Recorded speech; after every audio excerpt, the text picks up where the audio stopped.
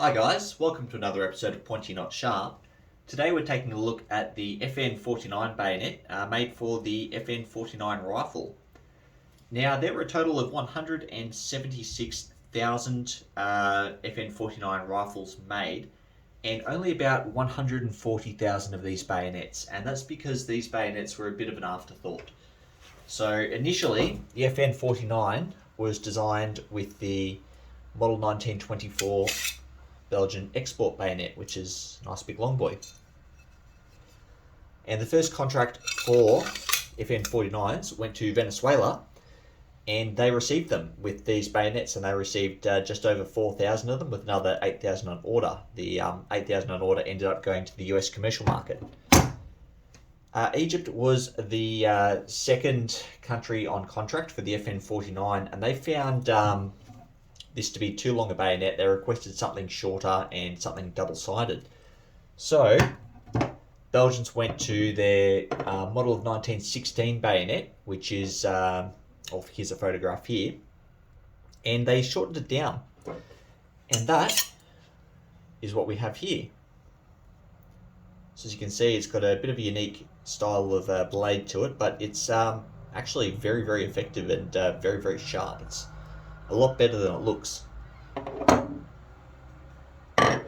Now there were a couple other countries that ordered these. Off the top of my head, I think it was Cambodia, Luxembourg. Actually, I've got some numbers written down here somewhere. So Luxembourg got 6,300, Egypt got 37,600, and Argentina, or the Argentine Navy, ordered 5,500. And of course, Belgium ordered about just under 88,000 for themselves.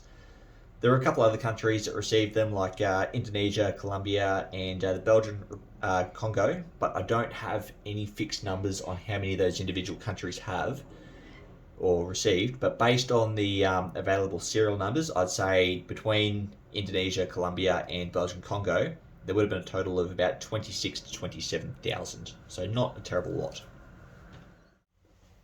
Now, these bayonets were in service from about 1949 until, well, depending on what country you look at, for quite some time. I mean, Argentina was still using them in the Falklands War in a sniper role, being the FN49 rifle. I don't know if they're still using the bayonets, and I'm sure Colombia probably used them a lot longer than that, as well as probably Egypt.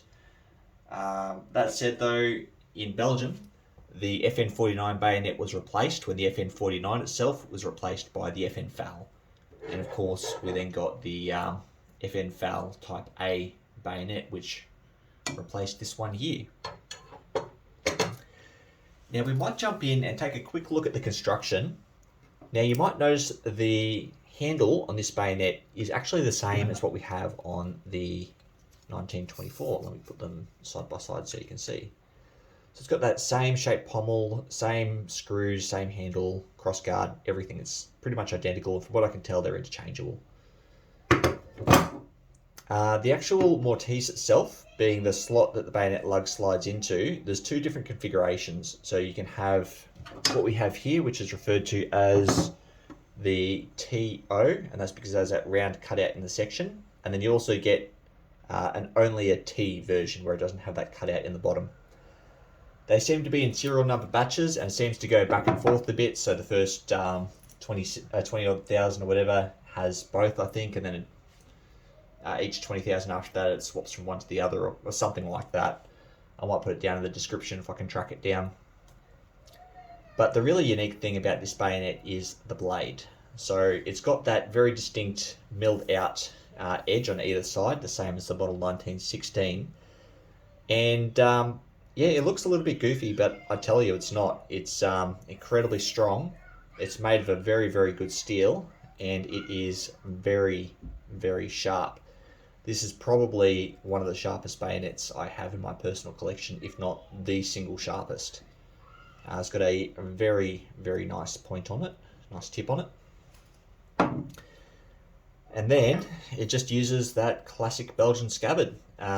This is probably the earliest example of a bayonet I can find that uses this scabbard, so I'll stop referring to it as a FAL Type A, and I might start calling it an FN49, because as you can see, I've got a FAL Type A, Oh no, it's a little bit longer. Okay. It's a fell type. It's a FN49. Fell type A is a little bit shorter, but it's got that same frog, the ball finale. No real difference.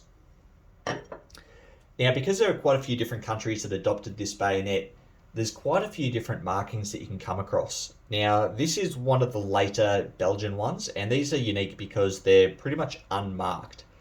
While every other bayonet will have serial numbers on it and ownership marks and all kinds of things, these don't really. You'll find a Belgian acceptance mark hidden away underneath the crossguard. If I can get that to focus, just in here.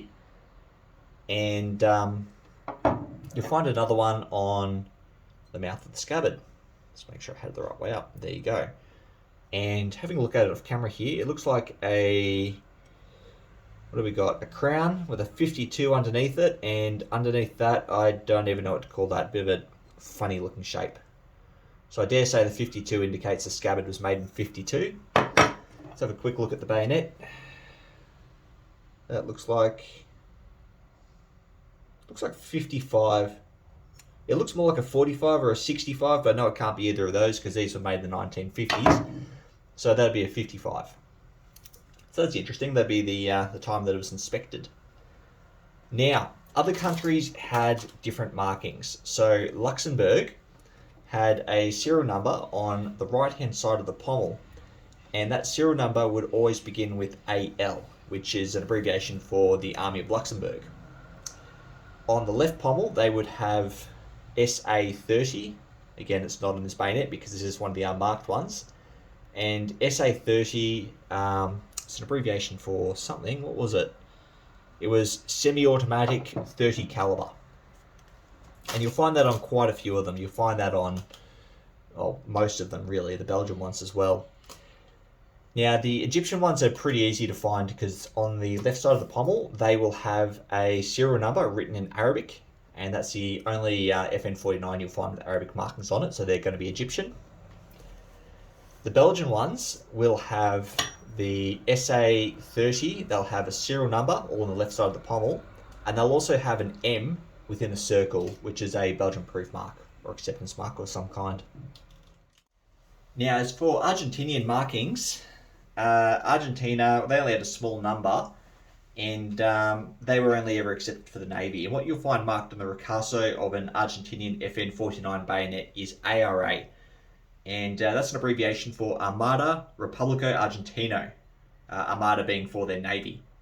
Some of them will be marked with AAMZ, and that's usually an indication that they've either been made in Argentina or reworked in Argentina by the Arsenal de Artilleria de Marina Zarate. Yeah, please excuse my terrible accent. Anyway, those are the markings you'll generally find on these. I don't know what markings you'll find on the Indonesian, Colombian, and Belgian Congo versions because I haven't found any examples or any information online or any.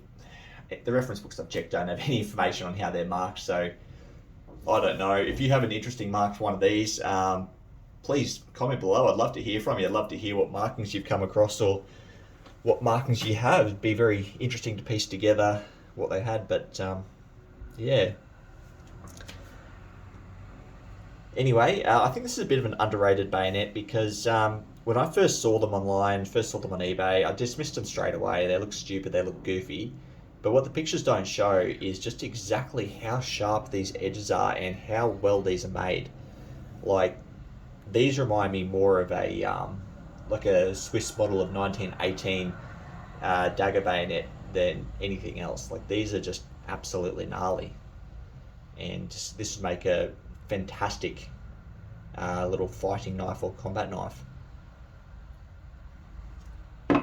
Anyway, guys, if I've missed anything or made any mistakes, comment below and feel free to correct me. And thanks for watching.